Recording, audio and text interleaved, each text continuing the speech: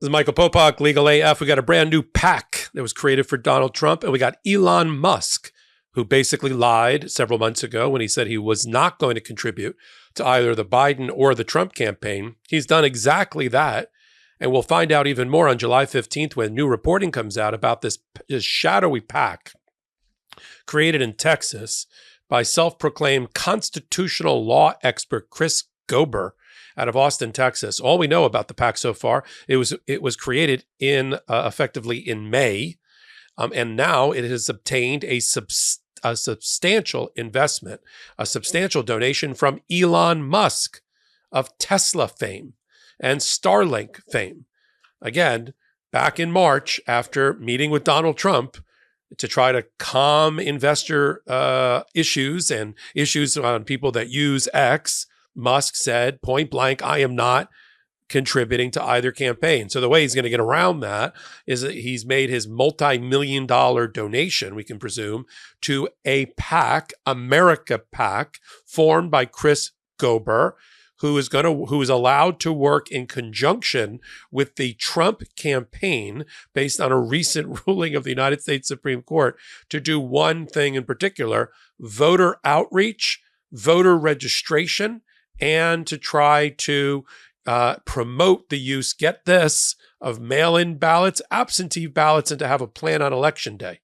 Now you'll recall that all through 2016, through 2020 and beyond, Donald Trump was the first one to come out and say, you can't trust mail-in balloting. You can't trust absentee balloting. It's all rife with fraud and all of that. But the Republicans figured out they were getting their lunch handed to them, their heads handed to them by the Democrats in the absentee mail-in voting.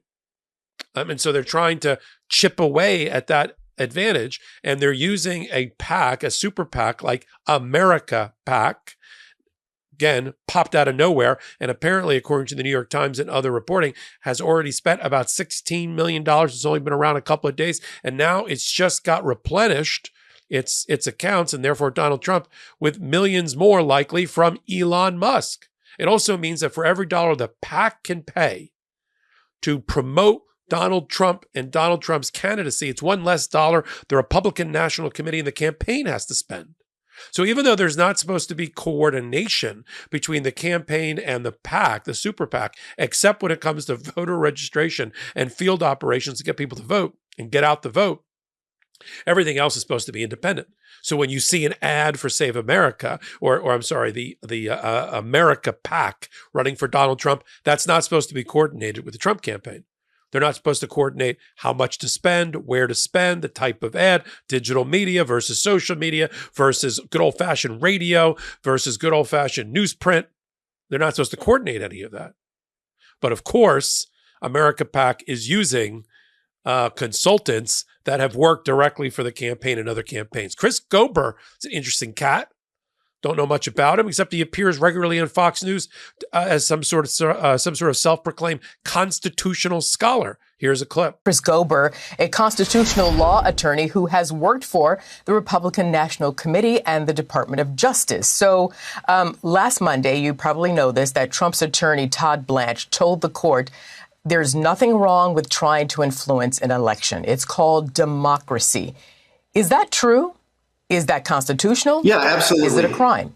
Yeah. So, in this instance, you have to understand from the get-go, this entire prosecution rests on this unconstitutional effort to federalize a New York state law that, by turning a low-level misdemeanor, if there even one of those, into a felony based on a flawed interpretation of federal election law.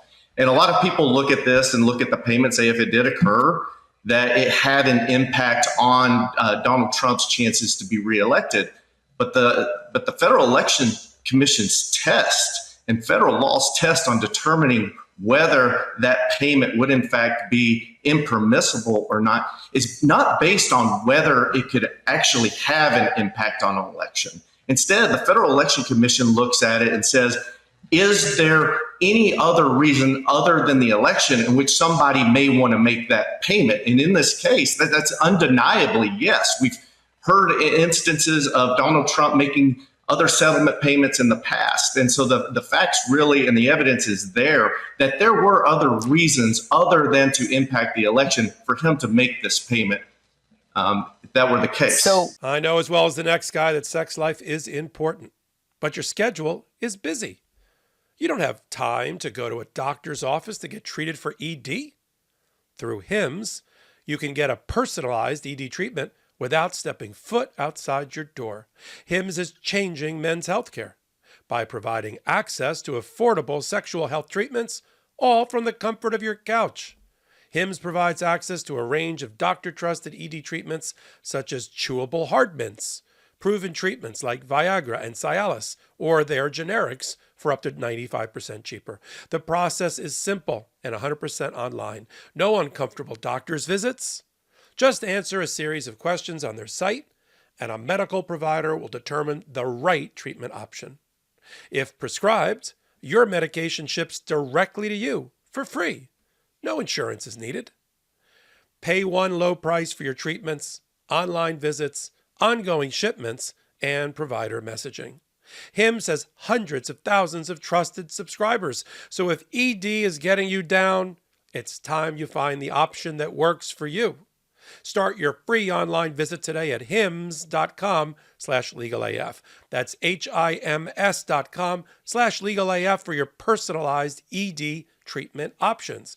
hims.com/legalaf. The products mentioned are chewable compounded products, which are not approved by or verified for safety or effectiveness by the FDA. Prescription require an online consultation with a healthcare provider who will determine if appropriate. Restrictions apply. See website for details and important safety information. Subscription required. Price varies based on product and subscription plan. So that Chris Gober, I'm sure at the direction of Donald Trump and his campaign, set up this America PAC knowing, I'm sure, that there was going to be, in terms of coordination, a major donation from Elon Musk. And now Musk is trying to put his big fat billionaire hand on the scales to influence the outcome of the election. American people don't generally like when billionaires try to buy an election. That usually doesn't go over very well. And because of the mass number of voters even outweighs billionaire dollars, they usually rebel.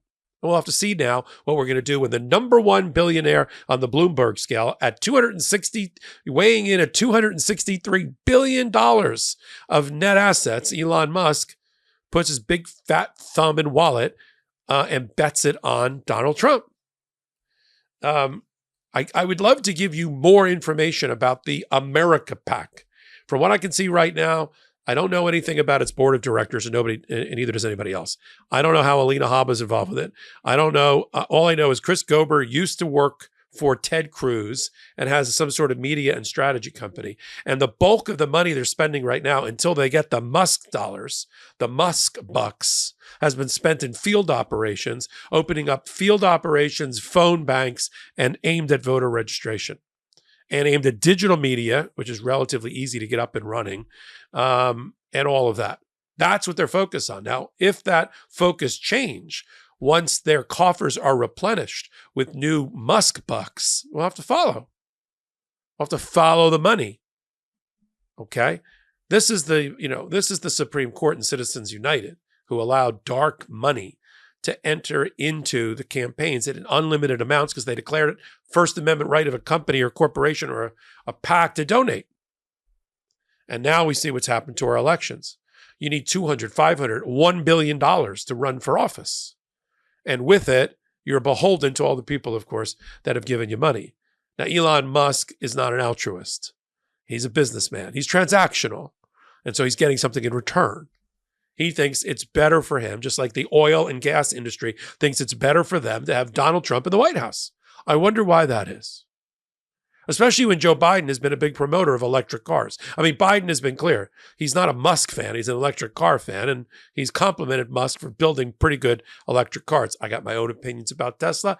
This isn't a stock picking show, so I'll leave it at that. But nobody likes the way he tried to manipulate Ukraine during the Ukraine war with the Starlink.